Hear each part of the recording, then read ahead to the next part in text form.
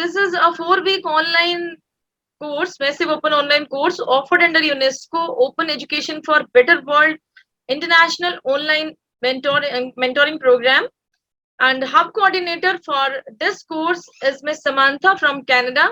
And my mentor for this course is Dr. Rekha Chauhan. She is with us. Thank you and welcome you, ma'am. And she is from SNDT Women's University, Mumbai. And as we talked in our first session, that we human beings can concentrate on our important areas of our life only when we are healthy. And so many researchers are also found that people who spend their time with green space and plants are more healthy physically as well as mentally too.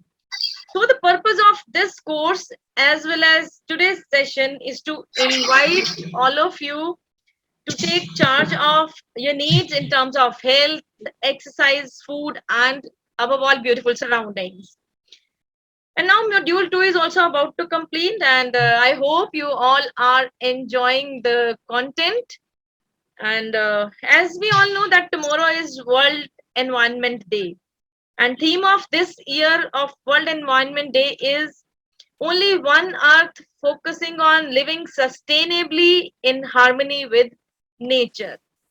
And today we are very much uh, today we are very much lucky that we have a renowned personality is with us as a resource person, Miss Purnima. Welcome you, ma'am. Please, Sapna, ma'am, please mute your mic. Sapna, please mute your mic. Okay, thank you.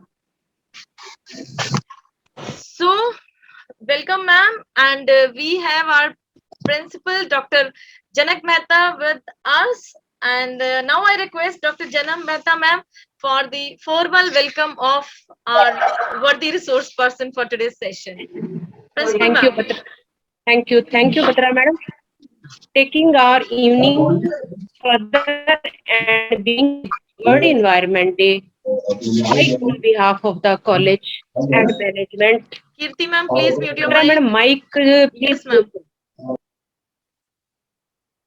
Yes, ma'am. Being with the World Environment Day, I, on the behalf of college and management, heartily welcome the guest of honor, a very dynamic personality, Mrs. Purnima Savargaonkar, who is electronic and telecom engineer and ex-scientist with ISRO, a car rallyist, poet, founder of Soil and Soul Private Limited, and awardee of the Innovative Former Award.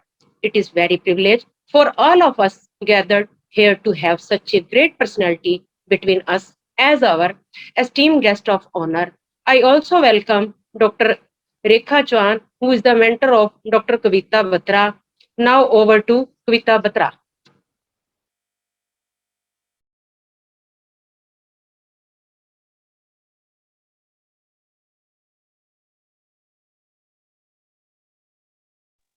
Yes, Dr. Kavita Batra.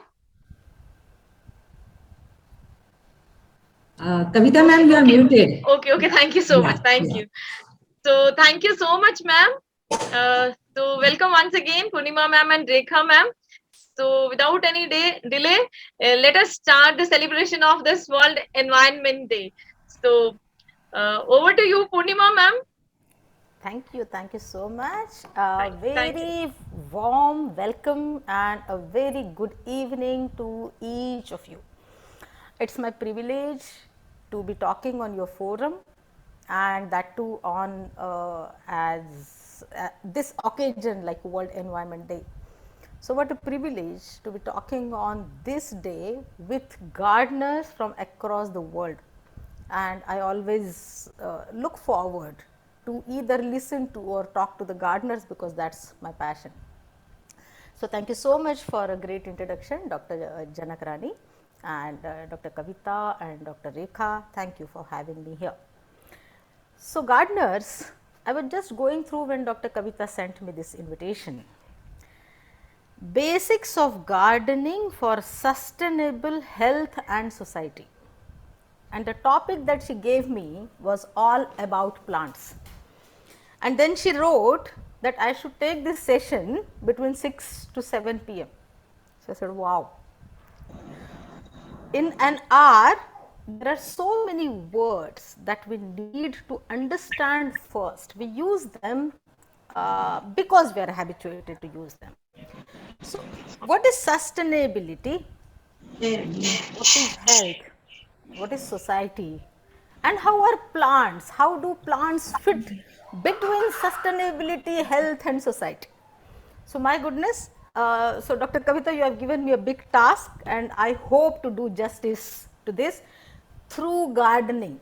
And thank you for giving me this passage through gardening, because if anyone wants to talk or understand holistically on these four mega words, sustainability, health, society, it can be only through gardening. I feel no other way of life, no other hobby, no other path of profession or path of action can join these three words beautifully. Plus, the slogan or the motto of this World Environment Day is One Earth. So, I think there are so many words to be justified, and therefore, always it is said that a picture is worth over 1,000 words. So, let me share my screen with you, and let me host disabled participant screen sharing. So, Dr. Kavita, you will need to permit me to share my screen, and through my screen, Ma'am, you are host now. okay. So,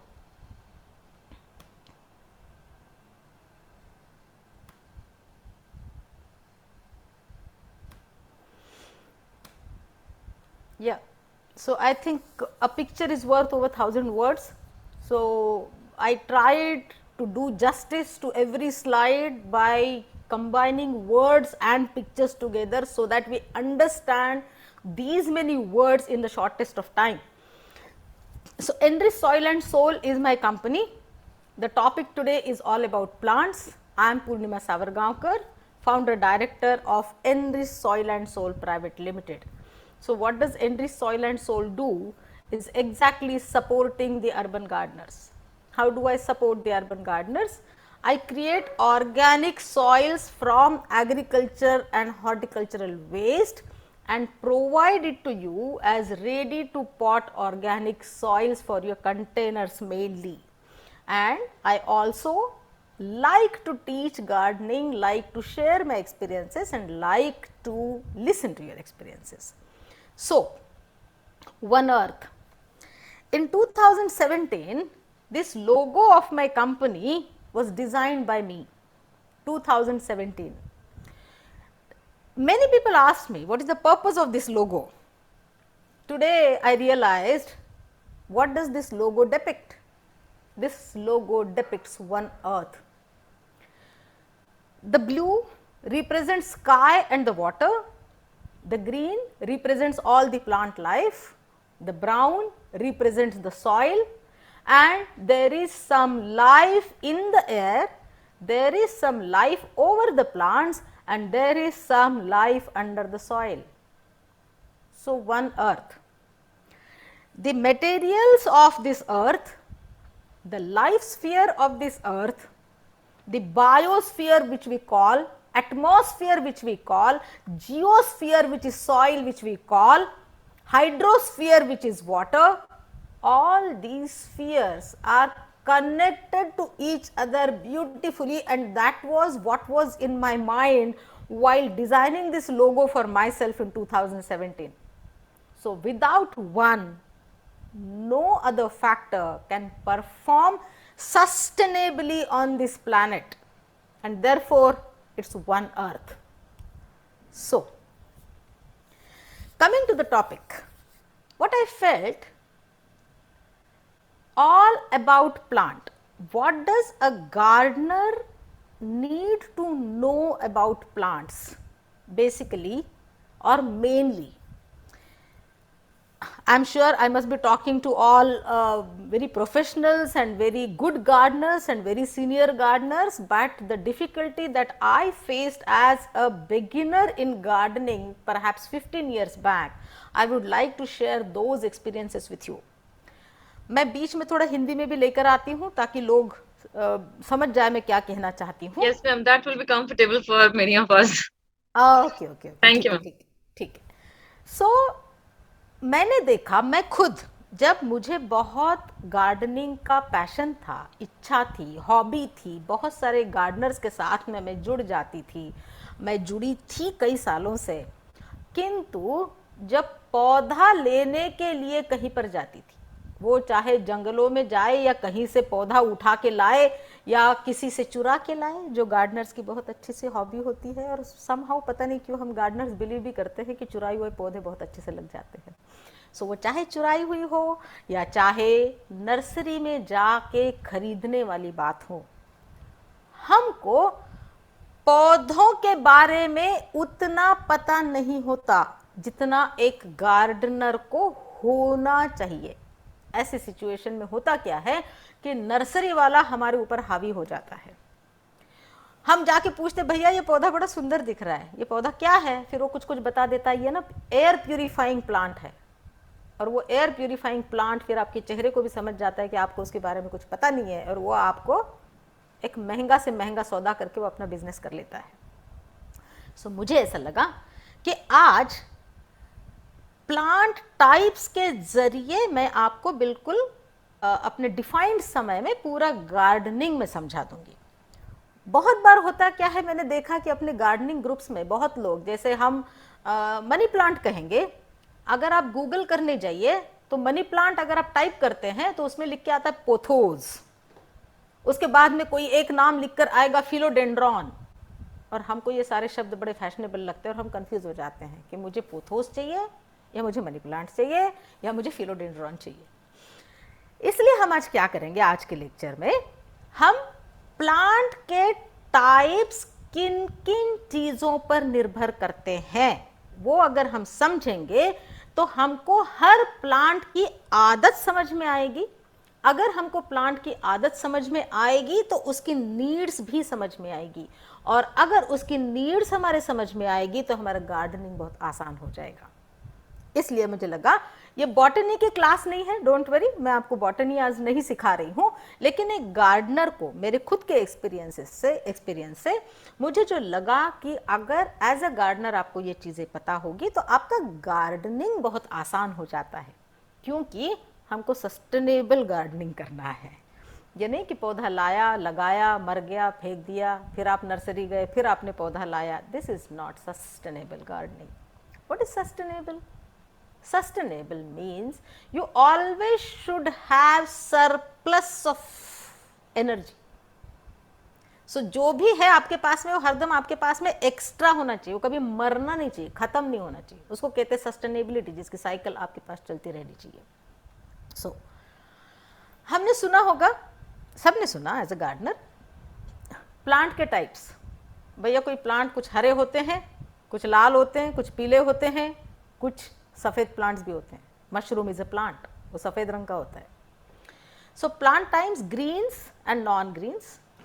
उसके बाद में plant की types किस किस basis पे होती है, divide होती है, उसका क्लासिफिकेशन किस किस बेसिस पे होता है वो मैंने लिखा हुआ है. सो उसके कलर पे होता है, उसके ग्रोइंग हैबिट्स पे होता है, वो कहाँ ग्रो करता है, ज़मीन पे ग्रो कर रहा है, हवा में ग्रो कर रहा है, पानी में ग्रो कर रहा है, और किस तरह से ग्रो कर रहा है. क्या वो टट्टार खड़ा है, क्या वो रेंगता हुआ कहीं पर जा रहा है, या क्या वो जस्ट खड़े रहने की कोशिश कर रहा है. ये जो पिक्चर मैंने लगाई हुई है मेरे स्क्रीन पर, आपको एक बात गार्डनर्स में आप लोगों से रिक्वेस्ट करूंगी, हरदम जब भी आपको गार्डनिंग के बारे में कोई भी चीज समझनी है, थोड़ी देर के लिए आंखें बंद करें, बिल्कुल जैसे आप मेडिटेशन में बैठते हैं, और कोई भी फॉरेस्ट जो आपने कभी भी अपनी जिंदगी में विजिट किया होगा, उस फॉरेस्ट को इमेजिन करें. आपको जो पौधा, जिस पौधे के बारे में जानना है, वो पौधा फॉरेस्ट में कहाँ लगा होता है, इसको अगर आप इमेजिन कर पाएंगे, आपको यूरेका मोमेंट आ जाएगा। आपको वो पौधा कैसे लगाना है, कब लगाना है, कहाँ लगाना है, क्यों नहीं लगाना है, कैसे खाना देना है, सब कुछ आपको समझ में आ जाएगा। सो अभी जो मैंने अपनी स्क्रीन पे लगाया हुआ है ये एक फॉरेस्ट का पिक्चर है। इस फॉरेस्ट में आप देखिए कुछ पेड़ भी है, कुछ नीचे बड़ी बड़ी घास भी है, कुछ थोड़ी मिट्टी भी है, कुछ पेड़ों के नीचे भी कोई पौधे हैं और कोई पत्थरों के ऊपर भी कोई पौधे हैं। सो ये सारा जनरली एक फॉरेस्ट ऐसा दिखता है। सो इसलिए उनकी ग्रोइंग हैबिट्स, वो कैसे ग्रो करते, क्या वो पेड़ की तरह टट्टार खड़े होते, क्या वो घास की तरह छोटे रह जाते हैं, क्या वो धरती को साथ में पकड़ के रेंग के चलते हैं, क्या वो सिर्फ पत्थरों पे उड़ते बैठते हैं, इस बेसिस पे भी प्लांट्स की अलग अलग टाइप्स होती है। उसके बाद में बेस्ड ऑन लाइट रिक्वायरमेंट्स, क्या है लाइट रिक्वायरमेंट्स? नर्सरी वाले पौधे आप देखो, इंडोर पौधा बहुत महंगा होता है, आउटडोर पौधा सस्ता होता है। सो ये क्या है, इंडोर और आउटडोर क्या है? फिर से आंख बंद करें, फॉरेस्ट को इमेजिन करें, फॉरेस्ट में कोई डोर है? नहीं है। सो नेचर ने कोई इंडोर या आउटडोर पौधा नहीं बनाया, नेचर ने पौधा बनाया है, डोर हमने बनाया। सो हमको हमारी अंडरस्टैंडिंग और नेचर में वो पौधा कहाँ पर एग्जिस्ट करता है इसको मैचिंग करना है, तो इसको हम इंडोर या आउटडोर पौधा कहते हैं। This is type of plants based on its light requirements. एक एक पॉइंट में आगे आपको एक्सप्लेन करती जाऊंगी। उसके बाद में बेस्ड ऑन लाइफ साइकिल, वो पौधा कितने समय तक जिंदा रहता है, इसके ऊपर भी प्लांट के टाइप्स होते हैं बहुत सारे। उसके बाद में वो पौधे का इंसान के लिए यूज क्या है, फूड है या लकड़ी देता है, क्या करता क्या है, एयर प्यूरिफाइंग प्लांट है ना, करता क्या है, इंसान के लिए एयर प्यूरिफाई करता है। मतलब वो टॉपिक अलग है, उस पर मैं बाद में डिटेल में बात करूंगी। दूसरा प्लांट टाइप बोटैनिकल, भैया जिसको वनस्पति शास्त्र कहा जाता है, बॉटनी कहा जाता है, उसमें प्लांट किंगडम, फिर उसका जीनस, फिर उसकी फैमिली, फिर उसका स्पीसीज, ये ऐसा भी बहुत सारा टाइप होता है। सो जो भी दिग्गज गार्डनर्स होते हैं, एक्सपीरियंस्ड गार्डनर्स और सीनियर गार्डनर्स होते हैं, जैसे मैंने कहा कि बिगिनर मनी प्लांट कहता है, उससे थोड़ा जो सीनियर है वो पोथोस कहता है, और वो जो बिल्कुल जानकार है पौधों का वो कहता है ये फिलोडेंड्रॉन फैमिली को बिलोंग करता है। फर्क यही है। अगर आप एज अ गार्डनर ये समझ जाओ कि ये तीनों नाम एक ही टाइप के पौधे के हैं, आपके लिए आसान हो गया। चाहे आप पोथोस मांगने जाओ, चाहे आप मनी प्लांट मांगने जाओ, चाहे फिलोडेंड्रॉन मांगने जाओ, नर्सरी वाला आपको सही पौधा देगा, गलत पौधा नहीं देगा। चलिए सो आगे बढ़ते हैं। So plant types based on growing habits. एक मिनट, मेरे स्क्रीन पर ये सारे पिक्चर्स और ये भी दिख रहा है कि आप लोगों को, कि मेरा स्क्रीन पूरा दिख रहा है आपको? यस मैम, विजिबल है, ये पिक्चर्स भी दिखाई दे रही है। तो मेरे स्क्रीन पे जो फोटोज हैं हमारी पार्टिसिपेंट्स की, वो ब्लॉक नहीं कर रहा है ना कुछ भी? नहीं मैम, ये कंप्लीटली आपका स्क्रीन दिखाई दे रहा है मैम। ठीक है, थैंक यू। सो हम वन बाय वन लेते हैं। Plant types based on growing habits, वो प्लांट्स किस तरह से ग्रो करते हैं। अभी इसमें देखिएगा, मैंने 2-3 पिक्चर्स इसमें लगाई है। ये जो पहला पिक्चर है ये क्या है, ये दूसरा पिक्चर है ये क्या है, तीसरा पिक्चर है ये क्या है। आप सोचिए, तब तक मैं आपको, मैंने क्या क्या लिखा है मैं आपको एक्सप्लेन करती हूँ। वेयर डू दे ग्रो, पौधा कहाँ पर उग रहा है उसके ऊपर पौधे की टाइप होती है। टेरेस्ट्रियल माने जो जमीन पे उग रहा है, एपिफाइट्स माने किसी दूसरे पौधे पे, ये जो पौधा है इसको एपिफाइट भी कहते हैं, इसको एरियल प्लांट भी कहते हैं। ये जमीन पे नहीं उगता है, ये किसी पौधे का सहारा लेता है। सो ये क्या किया है इस पौधे ने, इस पेड़ का सहारा लिया है।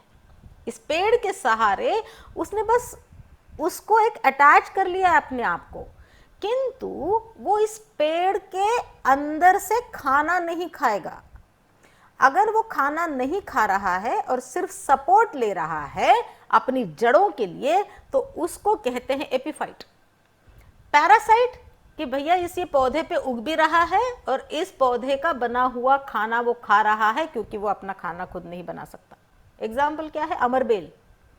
अमरबेल जो है वो जो आपको सर्दियों के बाद में या भी बरसातों में आनी शुरू हो जाएगी, पीली पीली बिल्कुल ऐसे प्लास्टिक की रस्सी की तरह आपको किसी बड़े पेड़ पर या किसी हेज पे आपके बहुत सारे प्लांट्स पे वो आपको दिखेंगी, और वो देखते देखते बढ़ जाएगी और आपका जो मेन प्लांट है वो मरता चला जाएगा। क्यों? क्योंकि आपका मेन प्लांट खाना बना रहा है और ये जो अमर बेल है ये अपने सकर्स मेन प्लांट के अंदर घुसा घुसा के और उसका खाना खुद खा रही है। सो इसको कहते हैं पैरासाइट। एपीफाइट जो इसको अटैच तो होगा लेकिन इसका खाना नहीं खाएगा। एपीफाइट कौन से पौधे हैं? ब्रोमेलियड्स हैं, बहुत सारे फर्न्स हैं और बहुत सारे एयर प्लांट्स हैं, उनको एपीफाइट्स कहते हैं। टेरेस्ट्रियल माने जमीन पे उगने वाले किसी भी प्लांट को टेरेस्ट्रियल प्लांट कहते हैं। उसके बाद में लिथोफाइट्स माने क्या? पत्थरों पे उगने वाले पौधे। बहुत सारे पत्थरों पे उगने वाला कौन सा पौधा है? आप लोगों को पता होगा, मसालों में आप मराठी में उसको दगड़ फूल कहते हैं। एक प्लांट होता है, फंगस होता है एक, उसको दगड़ फूल कहते हैं और अंग्रेजी में उसको स्टोन फ्लावर कहते हैं। ये जो प्लांट है ये सिर्फ पत्थरों पर उगता है, इसलिए उसको स्टोन प्लांट कहा जाता है। सो लिथोफाइट्स माने दुनिया में ऐसे भी पौधे हैं जो सिर्फ पत्थरों पे उगते हैं। Where do they grow? Then water plants, terrestrial plants and air plants. So ये जो सेक्शन है पहला वाला, ये सारे टाइप्स क्या है कि वो कहाँ उगते हैं। So अगर आपको किसी को मांगना है जाकर या किसी को किसी प्लांट के बारे में बताना है तो आप क्या कहोगे? Bromeliad is a epiphyte, staghorn is a epiphyte, lithophyte, rock flower is a lithophyte, पत्थरों पे उगता है। ओके, देन प्लांट के टाइप्स वो किस तरह से बढ़ते हैं इसके ऊपर भी डिपेंड करता है।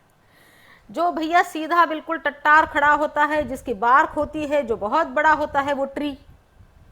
जो सीधा खड़ा होता है उसकी बार्क बहुत ज़्यादा वुडी नहीं होती है, उसकी बार्क की गर्थ वगैरह नहीं, उसकी स्टेम की गर्थ वगैरह नहीं बढ़ती है, उतनी नहीं बढ़ती जितनी ट्री की बढ़ती है, और वो छोटे हाइट का रहता है, वो है श्रब्स। क्लाइंबर्स जो क्लाइंब करते हैं माने जो चढ़ते हैं, तो सारी बेलें आपकी हो गई क्लाइंबर्स।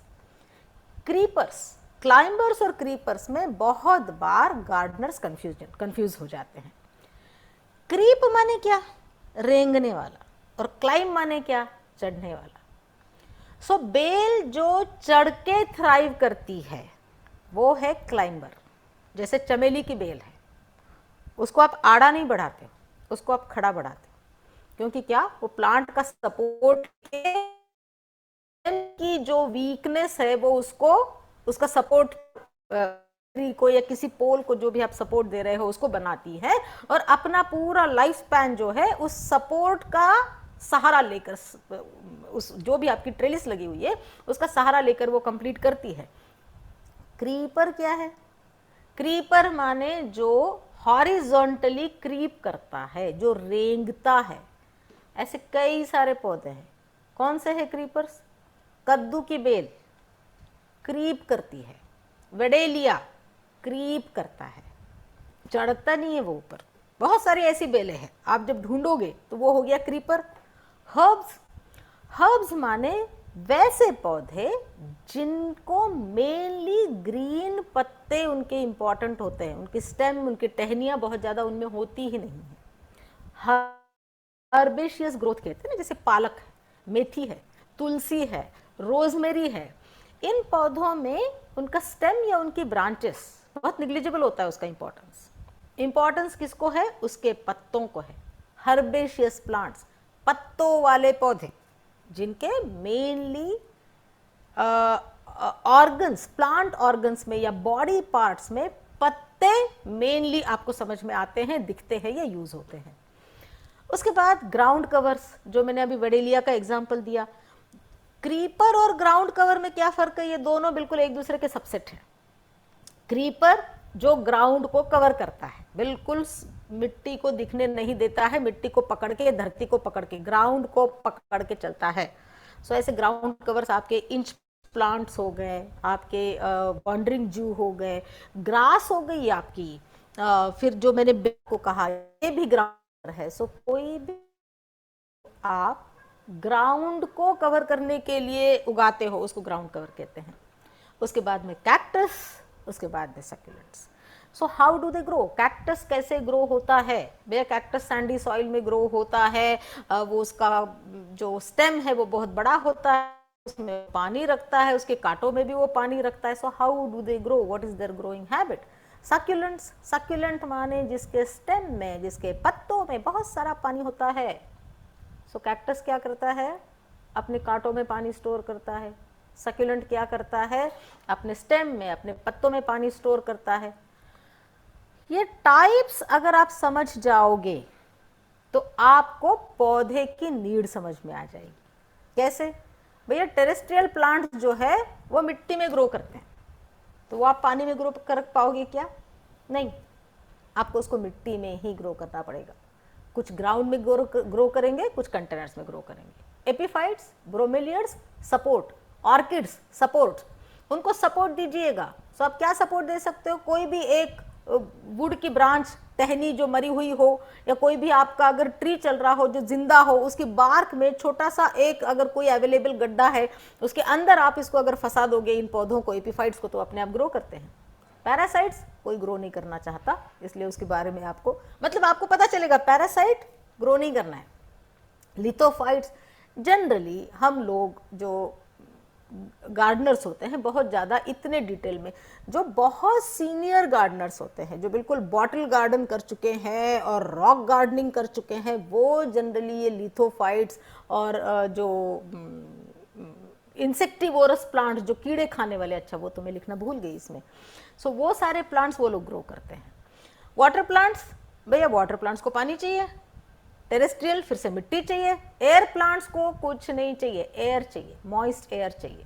सो आप अगर प्लांट टाइप्स समझ जाओगे तो उस प्लांट को कैसे ग्रो करना है समझ जाओगे। ट्रीज, श्रब्स, क्लाइंबर्स, भाई जिसको क्लाइंबर माने वो पौधा जिसको सपोर्ट करना है, आपको स्टेक करना है या ट्रिलिस देना है। क्रीपर को क्रीप करने के लिए आपको हॉरिजॉन्टल सरफेस देना है, तभी आप क्रीपर लगा सकते हो। हर्ब्स को छोटी सी जगह चाहिए, सो आप वो चाहे गमले में लगाओ, चाहे किसी पेड़ के नीचे लगाओ, किसी छोटी सी जगह में किसी एक कोने में लगा दो, उसको बहुत ज़्यादा स्पेस नहीं चाहिए। ग्राउंड कवर्स, फिर से वही, उसको ग्राउंड चाहिए कवर करने के लिए। कैक्टस, उसको पानी नहीं चाहिए है, पानी नहीं चाहिए मैंने कम चाहिए, क्योंकि उसके ग्रोइंग फेज में जो भी आप पानी दे रहे हो वो अपने वो लाइफ प्रोसेसेस के लिए यूज कर लेता है, और उसमें से भी वो अपने डॉर्मेंसी पीरियड के लिए पानी को स्टोर करके रखता है। जनरली हम गार्डनर्स कैक्टस और सक्यूलेंट्स की डॉर्मेंसी पीरियड बिना समझे उसको पानी देते हैं और उसकी वजह से पौधे मर जाते हैं। सक्यूलेंट, उसकी परिभाषा ही ये है कि जिसके स्टेम में और पत्तों में पानी स्टोर्ड है। अब जिसके घर में भरा पूरा पूरा अनाज है, उसको अगर आप बार बार ले जाके गिफ्ट दे रहे हो तो क्या होगा? वो स्टोर करेगा, एक दिन उसका घर इतना भर जाएगा कि उसको खुद को रहने के लिए जगह नहीं होगी। वही हालत हम कैक्टस और सक्यूलेंट्स की करते हैं जनरली एज अ गार्डनर। इसलिए प्लांट टाइप्स को आप जरूर समझें। Next, so based on light requirements, जैसे मैंने कहा, फिर से आंख बंद कीजिएगा और आप फॉरेस्ट को एक इमेजिन कीजिएगा। फॉरेस्ट में दोनों टाइप के पौधे होते हैं, आउटडोर्स और इंडोर्स। मैंने जैसे कहा डोर नहीं है, लेकिन आउटडोर्स को एक्चुअली सन लविंग प्लांट्स, ये उसका टाइप है, और इंडोर्स माने शेड लविंग प्लांट। क्या फॉरेस्ट में दोनों तरह के प्लांट्स होते हैं? बिल्कुल होते हैं जी। सन लविंग, जो बड़े बड़े ट्रीज हैं, क्लाइंबर्स हैं, वो सारी ऊंची ऊंची लंबी लंबी चढ़ती चली जाती है बस सनलाइट की सर्च में। और शेड लविंग, उस ट्री की छाया के नीचे बिल्कुल कोजी, कहीं बार्क के पास में, कहीं सड़क के पास में, तो कहीं जहां पर सूखे पत्तों का ढिगार पड़ा हो उसके पास में फर्न्स। ये सारे शेड लविंग हो गए। सो आपको मनी प्लांट, फर्न्स, सिंगोनियम्स, ये सारे जो आपको सो कॉल्ड इंडोर पौधे करके आपको बेचा जाता है या कहा जाता है, बताया जाता है, या आप गूगल करते हो तो इंडोर प्लांट्स करके जो आपको समझाया जाता है, वो बेसिकली क्या है? Shade loving plants. तो उनको कहाँ रखना है? जहाँ पर डायरेक्ट सनलाइट नहीं आता हो, जहाँ पर डिफ्यूज्ड सनलाइट आता हो। They are shade loving, they do not grow in darkness. No plant grows in absence of sunlight. There are plants, but we as a gardeners, we do not grow them. Okay, so हम generally क्या grow करते हैं? Shade loving. लोग पूछते हैं मेरे bathroom में पौधा हो जाएगा, मेरे बेडरूम में पौधा हो जाएगा। बिल्कुल होगा जी। आपके बेडरूम की खिड़कियां कितनी देर तक खुली रहती है? आपके बेडरूम में कितना लाइट आता है, कितना एयर का सर्कुलेशन आता है, आपको कितने घंटे दिन के जो 8-10 घंटे सनलाइट होता है उसमें कितने घंटे आपको पर्दे बंद करने की आदत है? अगर ये सारी आपके शेड लविंग प्लांट के रिक्वायरमेंट को फिट बैठता है तो वो पौधा आपके बाथरूम में भी हो जाएगा, आपके बेडरूम में भी हो जाएगा। और अगर आपको ये आदतें ऐसी है कि जहां पर दिन का लाइट मियर 2 घंटे आपके घर में आता है, डिफ्यूज लाइट ही सही, सो क्या आपका पौधा वहां पर अच्छा चलेगा? नहीं, क्योंकि उस पौधे की भी जरूरत है। One earth, what does one earth mean? This is just one earth who is holding so called non living as well as living things connected to each other.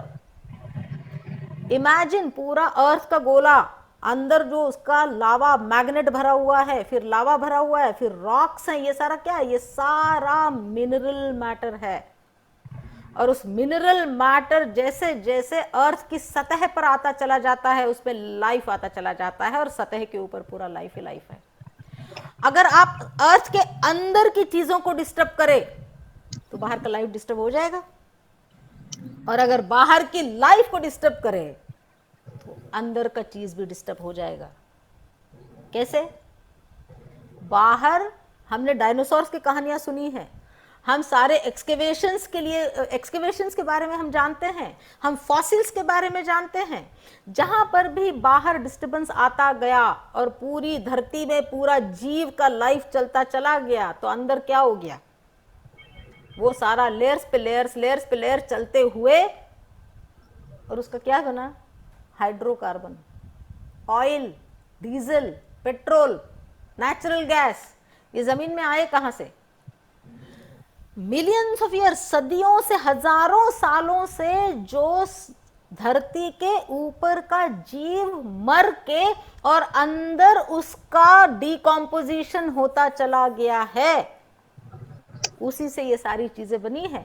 सो अगर आप ऊपर डिस्टर्ब करोगे तो अर्थ के सतह के नीचे भी डिस्टर्बेंस होता है, और अगर नीचे डिस्टर्ब करोगे जो हमने अभी किया है, सेव सॉइल, पूरी दुनिया भर में मूवमेंट चल रही है। क्यों चल रही है? क्योंकि हमने सॉइल को मार दिया। क्या मारा हमने सॉइल को? सॉइल के अंदर का लाइफ मारा, सारा माइक्रोबियल लाइफ मारा, केमिकल फार्मिंग कर करके हमने उसका लाइफ मारा। किसको अफेक्ट हो रहा है?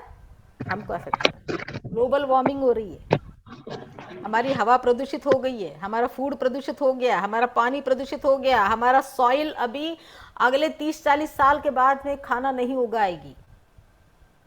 सो that is one earth. So वो वन अर्थ जब आप ध्यान में रखते हैं तो आप कोई भी एक चीज मैं शुरुआत में कहना भूल गई, we exist only because plants exist. So importance of plant on one earth. आपको पता है ये जो आपको स्काई ब्लू दिख रहा है, जब पृथ्वी बहुत गर्म आग की गोला थी तो स्काई रेड कलर का दिखता था पृथ्वी से। ये जो ब्लू दिख रहा है उसका रीजन है प्लांट, एल्गी नाम का जो पहला प्लांट, प्रिमिटिव प्लांट था, आज भी वो दुनिया में है। उसने किसी पर्टिकुलर टाइप्स ऑफ एल्गी ने पूरा एटमॉस्फेयर से कार्बन डाइऑक्साइड लेकर फोटोसिंथेसिस की प्रक्रिया शुरू करी।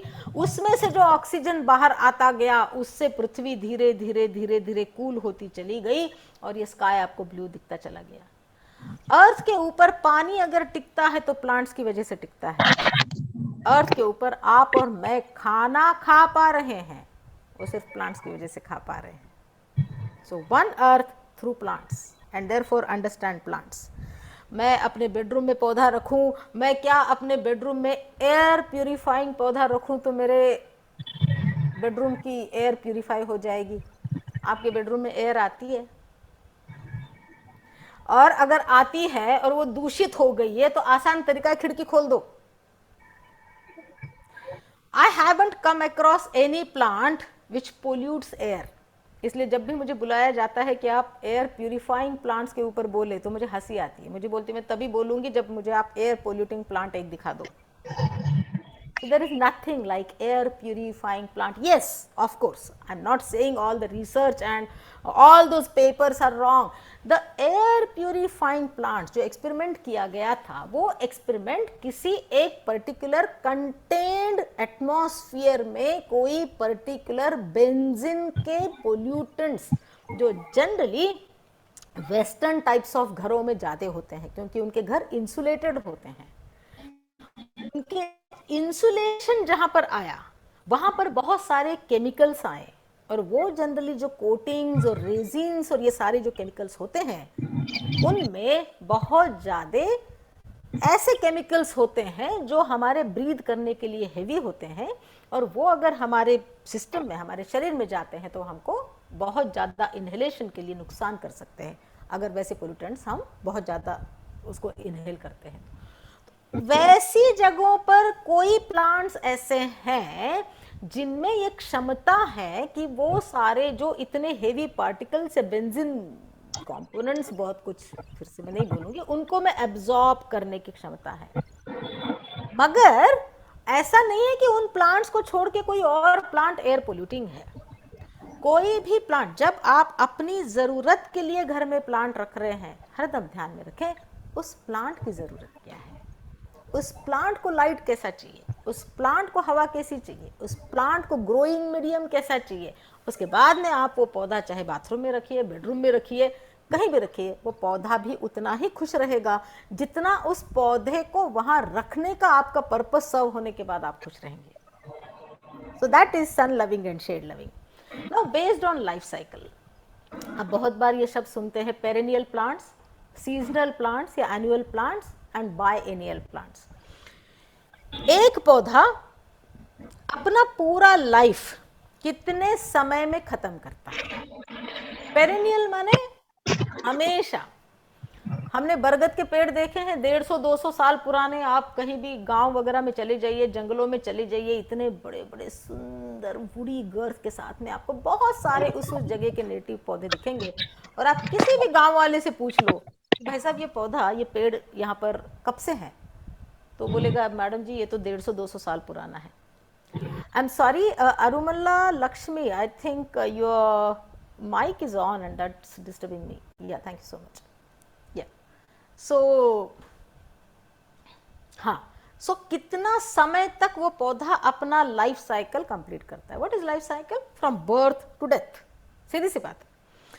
सो पेरेनियल माने जो हमेशा रहता है।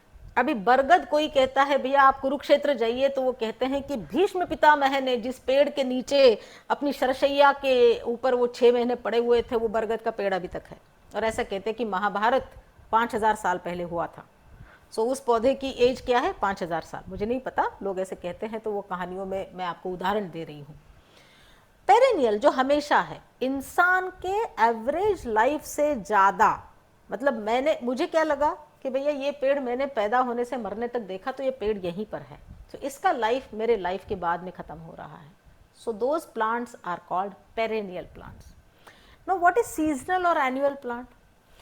सिर्फ वसंत ऋतु के पौधे कुछ अलग है, ग्रीष्म ऋतु के पौधे कुछ अलग है। Winter flowers and summer flowers, हम कहते हैं ना विंटर प्लांट्स, विंटर वेजिटेबल्स। आपको गोभी गर्मियों में नहीं मिलती, पत्ता गोभी आपको अप्रैल और मई महीने में नहीं मिलती। पालक आपको सबसे अच्छा नवंबर दिसंबर में मिलता है। आम आपको सिर्फ समर में मिलते हैं, विंटर में आपको आम नहीं मिलते। आम खैर उदाहरण पौधे का नहीं, फ्रूट का था। सो ये जो ऐसे पौधे जैसे पालक, मेथी, सरसों, कैबेज, उदाहरण आपको देने के लिए। फिर जो फ्लावर्स हम जनरली लगाते हैं, पिटूनिया, पैंजी, गेलार्डिया समर में लगता है, क्रिसैंथेमम। एक पौधा बीज से उगने के बाद बीज उस पौधे में अपने बीज बनने तक एक सीजन का समय लगता है, ओनली विंटर, है ना। So only summer. ऐसे पौधों को कहते हैं या तो सीजनल या तो एनुअल। एनुअल माने वार्षिक। उनको आप क्यों वार्षिक कहते हैं? क्योंकि आपके एक साल के कितने सीजन हैं? अगर आप समर विंटर मानसून कहे तो 3, और अगर आप वसंत ऋतु मतलब स्प्रिंग फॉल ऑटम अगर ये कहते हैं तो 6।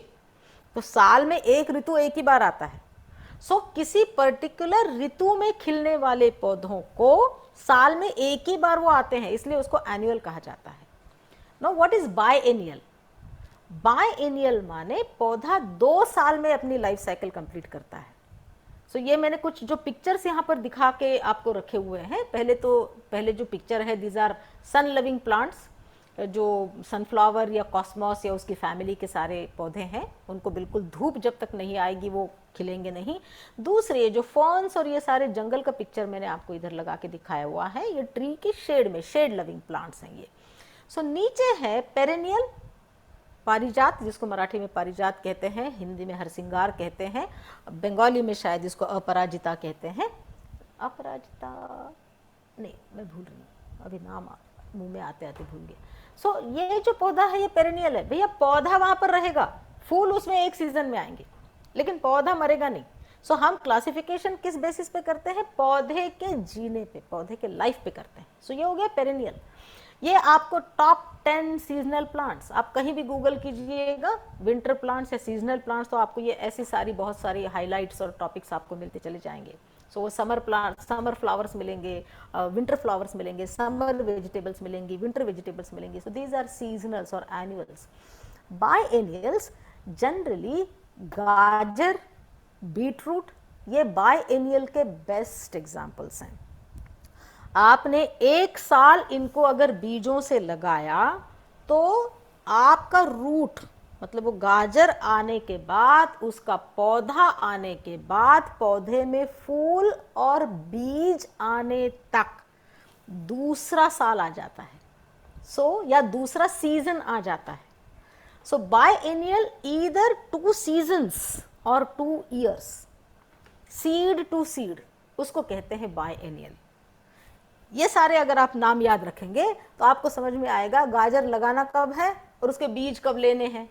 भाई मेरे गाजर तो मैं हर साल लगाती हूँ मैडम, लेकिन उसके बीज तो मेरे पौधे में आते ही नहीं। कैसे आएंगे? आप उसका जड़ खाते हैं, आपने पौधा उखाड़ लिया और जड़ खा लिया, बीज कहाँ से आएगा?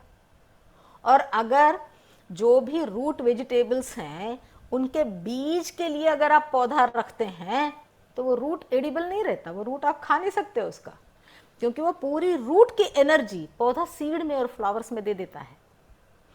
सो पौधे का टाइप समझिएगा, आपको पौधे की फितरत समझ में आएगी, उस पौधे को कैसे ग्रो करना है समझ में आएगा। सीजनल प्लांट्स, आपने फ्लॉक्स लगाया, पिटूनिया लगाया, पैंजी लगाया और वो सीजन खत्म हो गया, वो पौधा मर गया, तो आप दुखी नहीं होंगे। अरे मैंने तो पिटूनिया ला के लगाया था, वो तो मर गया, अब मैं क्या करूं? मर गया, उसका लाइफ उतना ही था, एक ही सीजन था, एक ही सीजन में वो लगता है। तो ध्यान रखें, सीजन किसी भी फ्लावर का, किसी भी सब्जी का क्या सीजन है? समर है, विंटर है, ऑटम है, स्प्रिंग है, फॉल है। वो सीजन समझोगे तो आपको समझ में आएगा लगाना कब है और उसको उखाड़ना कब है, ताकि आपके गार्डन में स्पेस अवेलेबल हो जाए दूसरी बार दूसरा पौधा लगाने के लिए।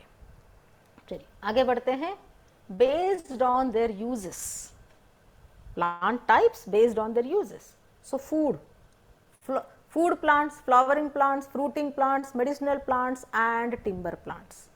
जिनके भी खेत होंगे या फार्म हाउसेस होंगे वो जनरली इस टर्मिनोलॉजी को बहुत यूज करते हैं कि भैया आपके पास में फूड प्लांट्स कितने हैं आपके खेत पर। आपको जैसे आपने फूड सरप्लस अगर आता है और आप कमर्शियल फार्मिंग करते हैं, सरप्लस आया हुआ अगर आप बेचते हैं, तो ऐसे सीजन में जहां पर आपके खेतों में कोई सब्जियां नहीं उग रही है तो फिर आपका इनकम कैसे होता है?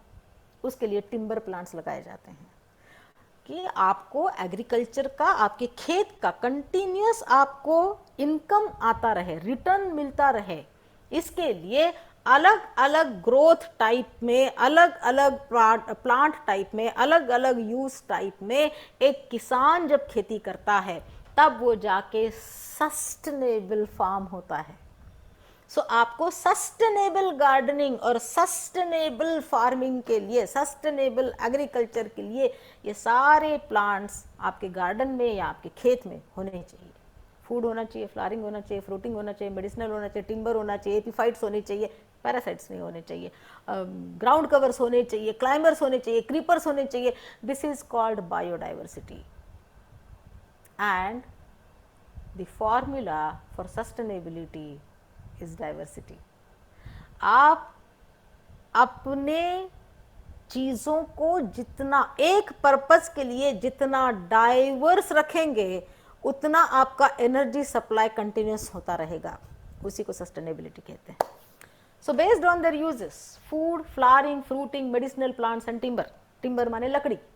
लकड़ी भाई मेरे इसमें साल है, शीशम है, और क्या है, टीक है, और क्या है, क्या लगाते, महोगनी है। ये सारी लकड़ियां हैं जो हम यूज करते हैं, उनको टिम्बर प्लांट्स कहते हैं। सो प्लांट के टाइप्स इसके ऊपर भी डिपेंड करते हैं। फ्लावरिंग पता है हमको, फ्रूटिंग पता है, मेडिसिनल प्लांट्स, ये सारे आजकल जो जड़ी बूटियों का फिर से सारा, आई एम हैप्पी कि लोगों को सारी अपने ट्रेडिशंस याद आ रही है। हम जो अदरक की चाय पी रहे हैं आजकल, हमने जो पूरे पैंडेमिक में जो काढ़े बना बना के पिए, वो सारे क्या पिए, गिलॉय है, ये सारे क्या थे, मेडिसिनल प्लांट्स थे। So these are plant types based on their uses.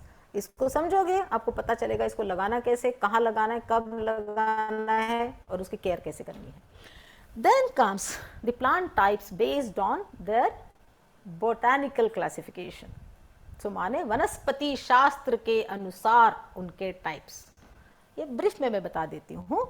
As a gardener अगर आपको ये पता है तो आपको ये फायदा ही करेगा और थोड़ा अंडरस्टैंडिंग का लेवल आपका बढ़ जाएगा। कभी भी पौधों को क्लासिफाई करते समय बॉटनी ने, वनस्पति शास्त्र ने पौधों को मेनली दो टाइप्स में पहले क्लासिफाई किया, वैस्कुलर और नॉन वैस्कुलर। वैस्कुलर माने क्या, वैस्कुलर माने भैया जमीन से जड़ जब पानी लेता है तो वो पानी उसके पूरे स्टेम में, पत्ते में ऊपर जाके पूरा फोटोसिंथेसिस करके और उसको अपने एटमॉस्फेयर में उसको उड़ा दे के एयर को मॉइस्ट करने के लिए वेसल्स, पाइप्स, वेन्स जिन पौधों में होती है उनको वैस्कुलर कहते हैं। नॉन वैस्कुलर माने जिनमें ये पाइप्स या वेसल्स है, ये वैस्क्यूल्स नहीं है, उनको नॉन वैस्कुलर। ऐसे कौन से पौधे होते हैं? आपने कभी काई देखी है? ऑफ कोर्स हम सब ने देखी है। काई में आप डिफरेंशिएट कर सकते हो क्या? उसका पत्ता कौन सा है, उसका वेन कहाँ है, उसका रूट कहाँ है, उसका स्टेम कहाँ है? नहीं। So best example of non vascular is काई एंड वैस्कुलर इज अपना ट्री है, पौधा है। ये देखिएगा, ये जितने भी मैंने यहाँ पर एक्सेप्ट ये नीचे मॉस इज नॉन वैस्कुलर। उसमें वो सारे वो वेन्स नहीं है, वो ट्यूब्स नहीं है पानी को कैरी करने के लिए। So only this type is non-vascular. Every other almost yes, these are all vascular. Okay? उसके बाद में mosses and liverworts, botanical classification है ये। Ferns, gymnosperms and angiosperms. Mosses आपको पता है, जैसे मैंने कहा कि काई वगैरह है। liverwort भी वॉट्स कहते हैं उसको। बहुत सारे गार्डनर्स जो कलकत्ता वगैरह में रहते हैं, जो बहुत मॉइस्ट एरिया में रहते हैं, नॉर्थ ईस्ट में रहते हैं, चेरापुंजी जैसी जगहों में रहते हैं, कर्नाटक के उन हाई हील्स प्लेट्यू में रहते हैं, या इवन हमारे नॉर्थ इंडिया में जहाँ पर रेन बहुत अच्छी होती है वहाँ पर रहते हैं, वो लोग ये वॉट्स वगैरह उगाते हैं। मैंने अभी तक कभी उगाया नहीं है, लेकिन मैंने देखा है, कूर्ग में मैंने देखा है, मेरी एक सहेली है वो बहुत सारे वॉट्स उगाती है। सो फर्न्स हमको पता है। जिम्नोस्पर्म और एंजियोस्पर्म माने क्या? जिम्नोस्पर्म माने ये जो कोनिफर पौधा है, यहाँ पर ये जो स्प्रूस, पाइन्स, ये सारे कोनिफर जिसमें कोन उगते हैं। तो आपको पता है कोन क्या है? कोन उस पौधे का कौन सा अंग है? वो ना फूल है ना फल है। ऐसा पौधा जिसके सीड्स बाहर की तरफ एक्सपोज्ड होते हैं, उन सीड्स को बांधने के लिए कोई फ्रूट नहीं होता। हम अमरूद खाते हैं, उसके सीड्स कहाँ है? अंदर। खीरा खाते हैं, उसके सीड्स कहाँ है? अंदर। आम खाते हैं, उसका सीड कहाँ है? अंदर। सो कोई एक फ्रूट है जिसके अंदर उसके सीड्स हैं। है ना। स्ट्रॉबेरी भी सीड्स आपको बाहर दिखते हैं, लेकिन वो फ्रूट है। स्ट्रॉबेरी ये फ्रूट है जिसके सॉकेट में उसके सीड्स बैठे हुए हैं। सो जिसके फ्रूट के अंदर सीड्स होते हैं उनको कहते हैं एंजियोस्पर्म्स। और जिम्नोस्पर्म्स माने जिनके ऐसे कोनिफर जनरली जिनके फूल और फल नहीं होते, वो डायरेक्ट सीड्स होते हैं, उनको कहते हैं जिम्नोस्पर्म्स। सो ये अगर आप समझोगे, कल को कहीं भी घूमने जाओगे और सारे स्प्रूस पाइन के ट्रीज वगैरह देखोगे और नीचे से वो सुंदर सुंदर, गार्डनर्स को आदत होती है जंगलों से चीजें उठा के इकट्ठे करने की, जब उसको उठाओगे तो आपको समझ में आएगा कि ये पौधे का कौन सा अंग आपने उठाया है। So this is types of plants. Now plant को उसके मीडियम ऑफ ग्रोथ, जैसे मैंने कहा कि आपको समझ में आ गया भैया टेरेस्ट्रियल प्लांट माने क्या, जो ग्राउंड में उगता है। ग्राउंड में उगता है माने क्या, सॉइल में उगता है। उसको क्या चाहिए, सॉइल चाहिए। मिट्टी के बगैर वो पौधा नहीं उगेगा। तो क्या मैं इसको हाइड्रोपोनिक में उगा लूं, क्या मैं एक बॉटल में पानी डाल के उसमें वो पौधा डालूं तो वो आ जाएगा?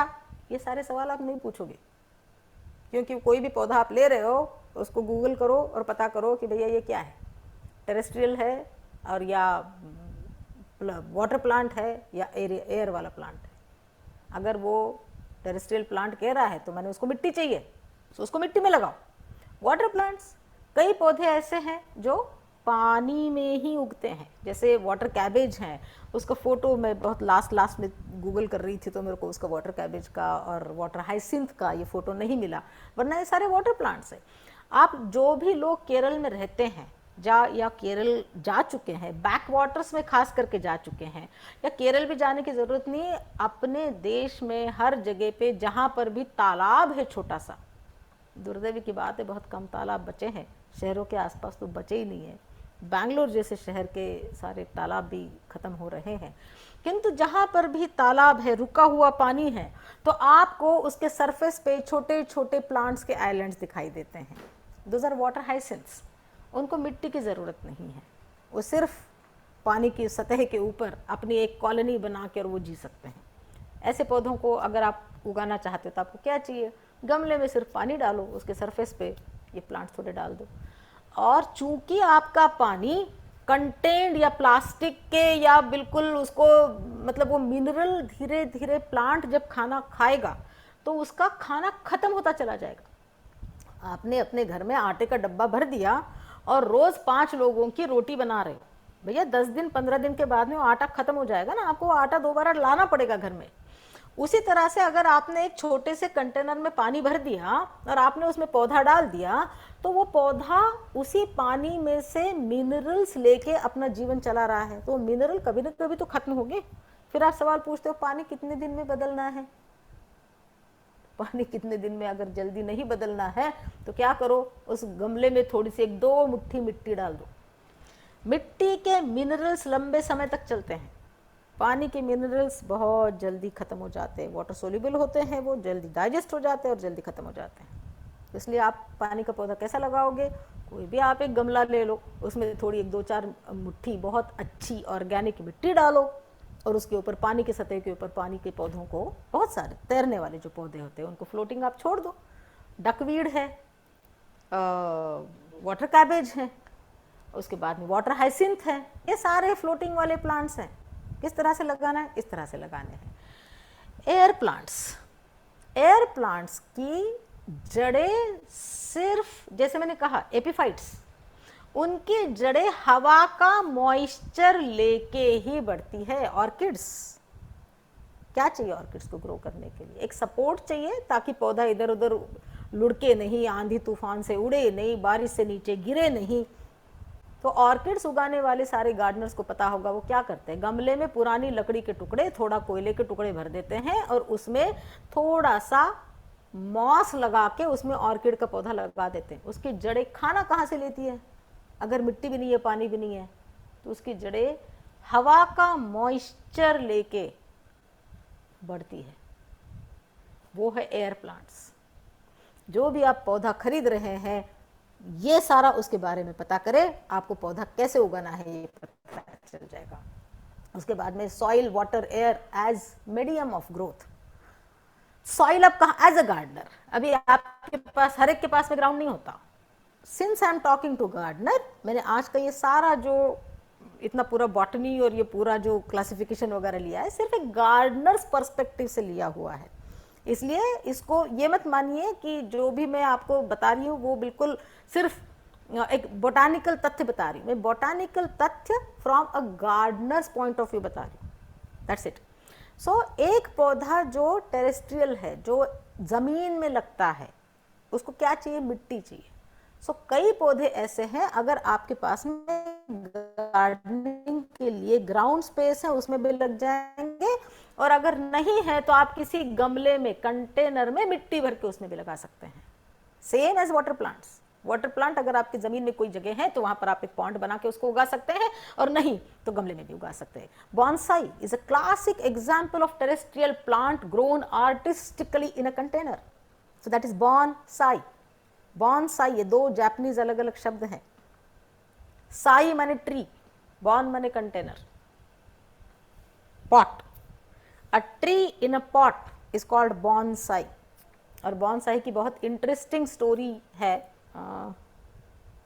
समय शायद हमारा हो चला है, लेकिन मैं स्टोरी आपको सुनाऊंगी।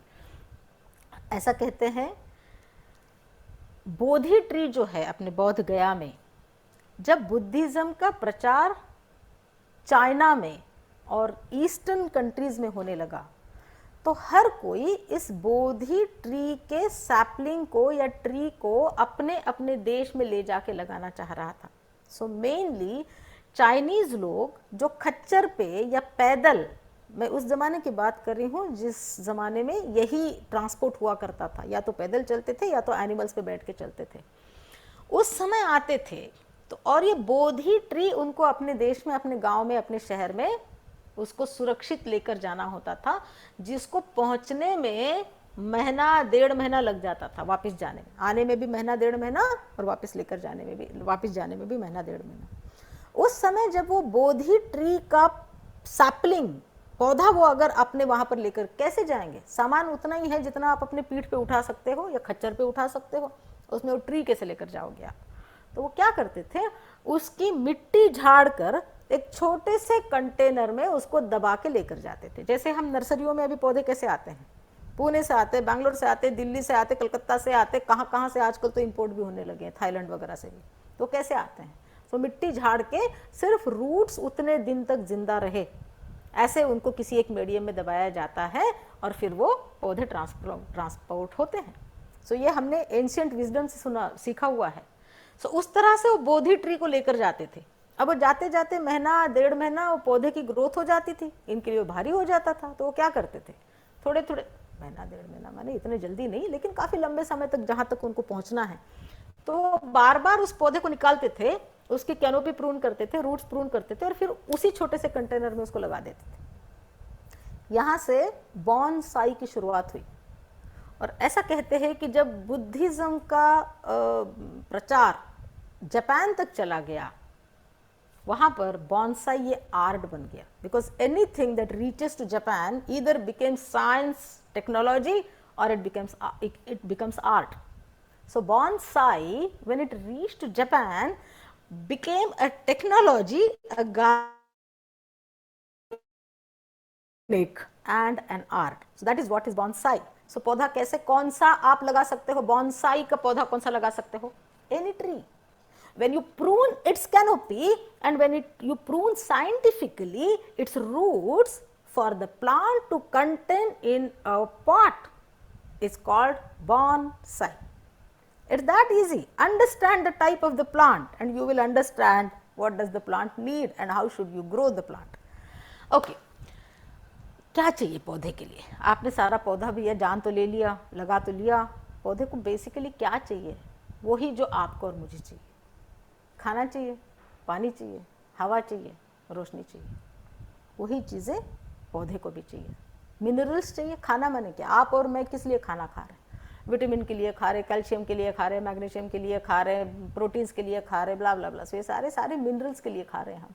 सो पौधों को भी मिनरल्स चाहिए, पानी चाहिए, हवा चाहिए और सूर्य प्रकाश चाहिए। किसी को कम, किसी को ज़्यादा, फर्क सिर्फ इतना ही है। पानी किसी को कम, किसी को ज़्यादा। वाटर सक्यूलेंट्स को कम चाहिए, नॉर्मल पानी को ज़्यादा चाहिए। मिनरल्स कहाँ से मिलेंगे? जहाँ से आपको और मुझे मिल रहे हैं। You and me are the body of soil in a different form. तो पौधे को भी मिनरल्स कहाँ से मिलते हैं? सॉइल, उसके ग्रोइंग मीडियम से मिलते हैं। वाटर, ग्रोइंग मीडियम से मिलते हैं। एयर का मॉइस्चर, जो एयर प्लांट्स हैं वो मिनरल्स कहाँ से लेते हैं? एयर के मॉइस्चर से लेते हैं। सो खाना उनको कहाँ से मिलता है? इन्हीं चीज़ों से मिलता है, या तो एयर से, या तो वाटर से, या तो सॉइल से, और या तो सनलाइट उनको चाहिए होता है अपना खाना बनाने के लिए। सो पौधे को क्या चाहिए? सिर्फ ये चाहिए। पौधे का टाइप समझे, उस तरह के उनको मिनरल्स दे, मगर only organic. Why organic? Again, close your eyes and imagine a forest. Who feeds plants in forest? Urea, DAP, NPK, fungicide, weedicide, अमकासाइड, तमकासाइड जंगल में कौन डालने के लिए जाता है? और सबसे अच्छी हेल्थ प्लांट्स की कहाँ होती है? Forest. What does forest do? Forest grows everything on its own, sustainably. How old is Amazon forest? God knows. Who feeds Amazon forest? God knows. Does anyone spray any fungicide, weedicide there? Therefore, Amazon forest is healthy. Food for all, every creature. आप और मैं भी अगर Amazon forest में खो जाएंगे तो हम भूखे नहीं मरेंगे। सांप के लिए भी खाना है, पंछी के लिए भी खाना है, सॉइल माइक्रोब्स के लिए भी खाना है। Health and sustainability that comes only when you do it the way nature does it. इसलिए आपको ये सारा देना है organically. Organic, mostly a gardener 95 to 99% of the time हम सिर्फ सॉइल के पौधे उगाते हैं। बहुत कम गार्डनर्स हैं जो एयर प्लांट्स और वाटर प्लांट्स को उगाते हैं। Mostly 98-99% of the gardener soil के पौधे उगाते हैं। तो आपको पौधे की सारी नीड्स कहाँ पर देनी है? उसकी सॉइल में। Keep your soil organic. How do you keep your soil organic? Go into your kitchens. आप भी रसोई में घुस जाइए, ये खाना, ये मेरा लेक्चर होने के बाद में आपको जो खाना है सब्जी वो आप खा लीजिएगा। जो आपको सब्जी का पार्ट नहीं चाहिए, लौकी आपने खाई, उसके छिलके आपको नहीं चाहिए, वो छिलके आपके पौधे को चाहिए। उसको काटो, कंपोस्ट करो। प्याज आपने खा लिया, छिलका आपको नहीं चाहिए, काटो, फेंको उसको, कंपोस्ट बिन में फेंको, कंपोस्ट बनाओ और उससे मिट्टी बनाओ, अमृत मिट्टी बनाओ। कंपोस्ट कैसे करे? मेरे वीडियोस देख सकते हैं, मेरे यूट्यूब चैनल का नाम एंड में मैं दे रही हूँ। बिल्कुल ABC ऑफ गार्डनिंग से लेके हर वीडियो आपको वहाँ पर मिल जाएगा। How to grow a tree in a pot, ये भी मिल जाएगा आपको। How to manage water, how to compost, how to create bio enzymes, all from kitchen to kitchen. मेरा किचन वेस्ट से कॉम्पोस्ट बनता है, वो छत पे जाता है, छत पे मेरा खाना उगता है, वहाँ से नीचे आता है, फिर मैं खाती हूँ, फिर उसमें से मुझे कुछ नहीं चाहिए होता है, फिर वो कॉम्पोस्ट में जाता है। This is called sustainability. मेरे घर का पानी यूज़ होता है, नलके में पानी आता है। ऑफ कोर्स मैं शहर में रहती हूँ तो मेरा अपना पानी का सोर्स नहीं है, otherwise even my water cycle would have been sustainable.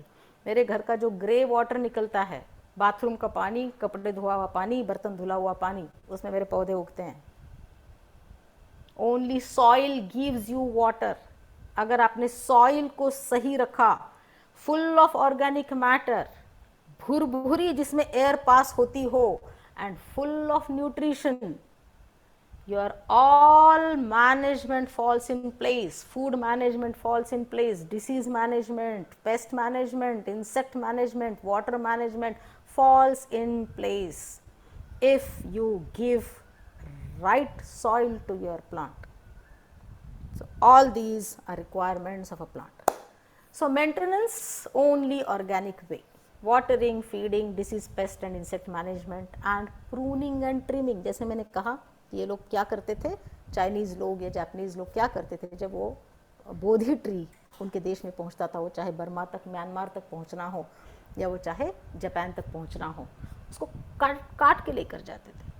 क्योंकि अर्बन कॉन्स्टेंट्स, प्रूनिंग क्यों चाहिए इस समय भी? आप बस आंख बंद करें और फिर फॉरेस्ट को इमेजिन करें। भाई फॉरेस्ट में प्रूनिंग नहीं चाहिए, क्योंकि उसको बहुत ज़्यादा स्पेस है वहाँ पर। आपके मेरी खिड़की में स्पेस नहीं है, लेकिन उस खिड़की में मुझे 25 गमले रखने हैं, क्योंकि मैं बहुत गार्डनर हूँ और बहुत इच्छा करती है ये पौधा भी लगाऊँ, वो पौधा भी लगाऊँ, वो पौधा भी लगाऊँ। फिर उसके बाद में मैं बालकनी में है, मेरे छत पर है, जगह नहीं है, लेकिन मेरे मेरे छत पर 12 पेड़ लगे हुए हैं, दोनों सीजन की सब्जियां निकलती है, बहुत सारे फ्लावरिंग, बहुत सारे हर्ब्स, बहुत सारे मेडिसिन लगे हुए हैं। सो आप क्या करोगे? आपको सब कुछ अर्बन कॉन्स्टेंट्स के साथ में मैनेज करना पड़ेगा। अर्बन कॉन्स्टेंट्स के साथ में अगर मैनेज करना है तो आपको प्रूनिंग, ट्रिमिंग, ये बहुत रेगुलरली, आपके घर के आगे जो पेड़ लगा हुआ है, गवर्नमेंट ने लगा के दिया हुआ है, वो आपकी खिड़की में ना आए, आपकी बालकनी में ना आए, आपकी ज़मीन में ना आए, इसलिए भी आप उसको प्रूनिंग और ट्रिमिंग करते हो, जो मस्ट है। टेक्निकली करे, गलत ना करे, समय पे करे और रेगुलरली करे। वो बाहर के ट्रीज भी उतने ही सस्टेनेबली जिएंगे जितना आप सस्टेनेबली जीते हो। That is coexistence, one earth coexist with each one around you. So मेरे यहाँ पे, हाँ, डिसीज और पेस्ट मैनेजमेंट आपके सॉइल ठीक रखने से क्या होता है, कैसे होता है? आपकी सॉइल अगर ठीक है तो पौधा हेल्दी बढ़ता है। अभी जो पैंडेमिक में हमने देखा, कोरोना का इफेक्ट, सबसे खराब इफेक्ट उनको हुआ जिनकी इम्यूनिटी कम थी। इसलिए इस 2 साल में आई एम हैप्पी कि जो हमारे ओल्ड ट्रेडिशंस थे वो बहुत रिवाइव करके बात किए गए। हमने इम्यूनिटी की बात करनी शुरू करी। इम्यूनिटी ओवरनाइट नहीं आती, इम्यूनिटी बिल्ड करनी पड़ती है। A happy mother, healthy mother gives birth to a healthy child, a healthy womb gives birth to a healthy child. So soil is that healthy mother's womb. अगर आप soil को ठीक रखोगे तो आपका जो पौधा है, जो बच्चा है, वो इम्यूनिटी के साथ में, एनहांस्ड इम्यूनिटी के साथ में हेल्थ लेकर पैदा होएगा। So plants and gardening for sustainable, क्या था वो टॉपिक, मैं शायद डॉक्टर कविता फिर से एम्फसाइज करेंगी। So all this understand it's one world of plant.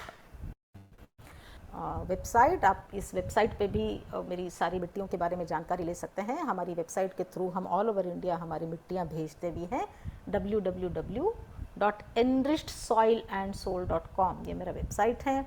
आपको अगर मुझे कोई प्रश्न पूछना है या कोई मुझसे और कुछ इन्फॉर्मेशन चाहिए तो मेरा मेल आईडी है purnima@enrichedsoilandsoil.com। मेरा व्हाट्सएप और फ़ोन नंबर दिया हुआ है 9910704734 और मेरे यूट्यूब चैनल का नाम भी एनरिच सॉइल एंड सोल है। सो अगर आप यूट्यूब पे मेरे अगर वो सर्च कर रहे हैं तो आप किन्हीं भी इन नामों से सर्च कर सकते हैं, मेरा यूट्यूब चैनल आपको मिल जाएगा। मेरा इंस्टाग्राम भी है, मेरा फेसबुक भी इसी नाम से है, एनरिच्ड सॉइल एंड सोल, इसी नाम से मेरे सारे डिजिटल मीडिया हैं। आपको जो भी इंफॉर्मेशन चाहिए वहाँ पर मिल जाएंगी। अब आप मुझसे कांटेक्ट भी कर सकते हैं। Thank you so much. This is what my vision of a garden is. And अगर आप उन वीडियोस में देखोगे तो मेरा छत के ऊपर का गार्डन आपको ऐसा ही दिखेगा। सो sustainable, healthy garden with the concept of one earth. Thank you so much for listening to me so patiently for so long, and happy Environment Day once again. Thank you. Thank you so much, ma'am. I am really speechless and short of words and appreciating you for this session. And really, you have compiled all the basics of gardening in a small capsule of this session. So thank you so much. You have mentioned about connecting all the spheres. You have explained the concept of one earth beautifully, and also you have explained the meaning of sustainable. That is, always you should have surplus of energy. This is really fabulous. And plant types on the basis of growing habits, light requirements, life cycles, and on the basis of uses, etc. And which I personally like the most is that is forest picture technique to know about plants, types, their growing habits, etc. This technique is really wonderful, ma'am. and you have given the biodiversity formula for sustainability and story of bonsai. I really don't know about that. Didn't know about that earlier, but this was also interesting. So, ma'am, all the things were so wonderful, and there's so many information in a small package. So, thank you so much, ma'am. Thank you. Thank you so much. I hope the gardeners benefit from this lecture. All the best to you, dear gardeners. Gardening is not a rocket science. Exactly. Thank you When so we much. can create And rockets, we can grow plants. yes, ma'am. Now I request our participants if they have any question or anything they want to say something to ma'am, they can unmute yourself. And there are so many messages in chat box, and session was really wonderful. I'm just trying to read all of them. Okay, not able to see. Okay, yeah. Rekha ma'am. Yeah. So it was really, I have also posted in the chat box. It was really an enlightening session for everyone. And I myself got to know so many things about the plants and the types, So many of the things I was not knowing also. So really, it was a very informative session. And the best part was the PPTs. The PPTs prepared were so nice. Yes. I learned so many things from today's presentation. So thank you, Purnima ma'am. And we will be in touch in future as well. And we will continue this academic journey. Thank you so much for enlightening us. Pleasure. Pleasure is mine, ma'am. Thank you so much. Thank you, Rekha ma'am. Thank you so much. Janak ma'am. Thank you ma'am, thank you so much ma'am. बड़े ध्यान से deep knowledge मिली है, लेकिन deep knowledge एक lecture में खत्म नहीं होती ना मैडम, कुछ और चाहिए। कुछ और चाहिए जी। मेरी कोशिश यही रहती है कि इतना गहन सब्जेक्ट है जी और ऐसा नहीं जी है कि मैम। हमको पता नहीं है, हमको सबको पता है, लेकिन हम एक फोबिया लेकर चलते हैं कि यस मैम। जैसे मुझे कई फोन आते हैं कि मैडम मैं ना एक गृहिणी हूँ, और वहां से मेरा एक डिस्कनेक्ट शुरू हो जाता है। मैंने कहा अरे बाबा, तू गृहिणी है तो सबसे ज्यादा तू ही जानती है, और कोई नहीं जानता। और कोई नहीं जानता एक पौधे के बारे में। गृहिणी है तो तुम जानते हो कि वो लौकी का छिलका कैसा होता है, लौकी का अंदर का कैसा होता है, टेंडरनेस Yes. किसको कहते हैं, वाटर कंटेंट्स किसको कहते हैं। जी यार। House of queen ma'am, house of queen. So ये जो सारी हमने एक अपने आप को बैरियर्स लगा लिए, और हुआ क्या, हमारे देश में अनफॉर्चुनेटली, हमारे देश को कंट्री ऑफ एग्रीकल्चर कहा जाता है। अनफॉर्चुनेटली जहाँ पर आप अर्बन गार्डनिंग टाइप करें, जब से ये गूगल बाबा आए हैं, इंटरनेट आए हैं, तो मेरे जैसा बंदा जब खाली बैठता था तो अब क्या करता था, जो हॉबी है इंसान वही ढूंढेगा। तो मैं जब भी ढूंढती थी तो या तो यूरोप के साइट्स आते हैं या तो यूएस के साइट्स आते हैं। मेरा देश कृषि प्रधान, और मेरे देश की कोई इंफॉर्मेशन नहीं है। अब मेरे देश में दिक्कत यह है कि यूएस के जो सारे जोन्स हैं, एग्रीकल्चर हार्डीनेस जोन्स कहते हैं उसको, उससे कई गुना ज्यादा जोन्स मेरे देश में है। नॉर्थ ईस्ट का पौधा राजस्थान में नहीं चलता, राजस्थान का पौधा कलकत्ता में नहीं चलता। यस। सो एक जो कॉमन गार्डनर होता है उसको बताएगा कौन? जब ये यूरोप के और यूएस के साइट सारे ऊपर आते हैं, फिर ये सारे कंफ्यूजन क्रिएट कर देते हैं। Indoor gardening, air purifying plants. Air polluting plant कौन सा होता है भाई? All plants are air purifying plants. So what is indoor? Indoor temperate countries का applicable शब्द है। दूसरा, उन एफ्लुएंट घरों के यूज का ये शब्द है जिनके घरों में बाहर चाहे 50 डिग्री का टेम्परेचर हो, लेकिन उनके घर में 24 घंटा 25 डिग्री मेंटेन किया जाता है, ह्यूमिडिटी मेंटेन की जाती है। हमारे घरों में नहीं होता। हमारे घरों में जब 47 डिग्री बाहर चलता है तो 2 घंटे के लिए एसी चलता है। हमारे लिए इंडोर ये शब्द एप्लीकेबल नहीं है। तो इसका खंडन करना मेरे लिए बहुत जरूरी था। मेरे लिए लोगों को ये समझाना बहुत जरूरी था कि इन शब्दों से कंफ्यूज ना हो।